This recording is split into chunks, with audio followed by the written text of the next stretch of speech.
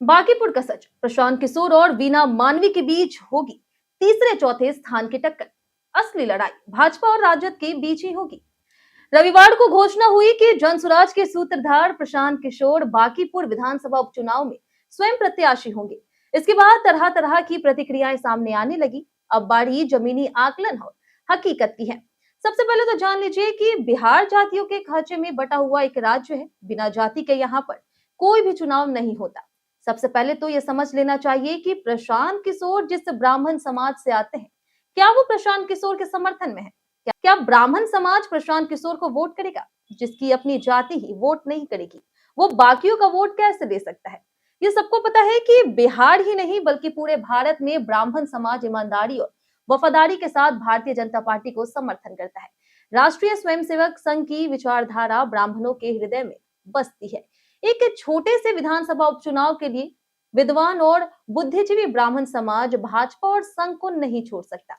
जातीय समीकरणों के आधार पर देखें तो बांकीपुर विधानसभा उपचुनाव में असली लड़ाई भारतीय जनता पार्टी और राष्ट्रीय जनता दल के बीच ही होने वाली है। इस लड़ाई में भाजपा मजबूत है। भाजपा के साथ ब्राह्मण, वैश्य, कायस्थ, कुशवाहा और पासवान पूरी तरह से एकजुट है।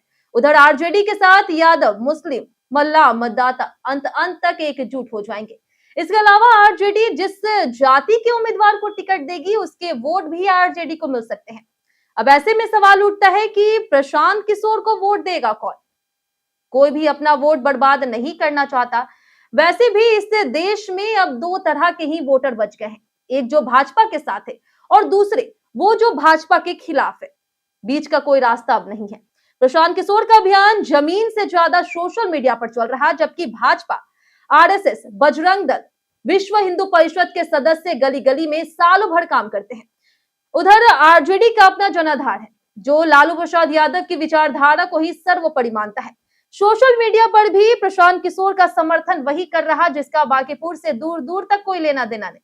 कुल मिलाकर के देखें तो बांकीपुर में असली लड़ाई भाजपा और आरजेडी के बीच होगी।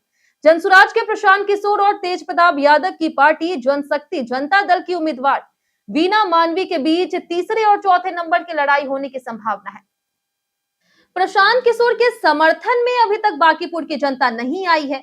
अभी प्रशांत किशोर के नाम की हवा बिहार की कुछ चुनिंदा डिजिटल मीडिया के पत्रकार बहा रहे हैं और उन्हें चने के झाड़ पर चढ़ा रहे हैं। हाँ, अगर प्रशांत किशोर को आरजेडी, कांग्रेस और वाम दलों का समर्थन मिल जाए तो फिर प्रशांत किशोर की टक्कर भाजपा से हो सकती है। अन्यथा वो सिर्फ इस चुनाव में एक एंटरटेनमेंट फैक्टर बनकर के रह जाएंगे। बाकी आप क्या सोचते हैं बांकीपुर विधानसभा उपचुनाव के मुद्दे पर? अपनी राय हमें कमेंट बॉक्स में जरूर बताएं। धन्यवाद।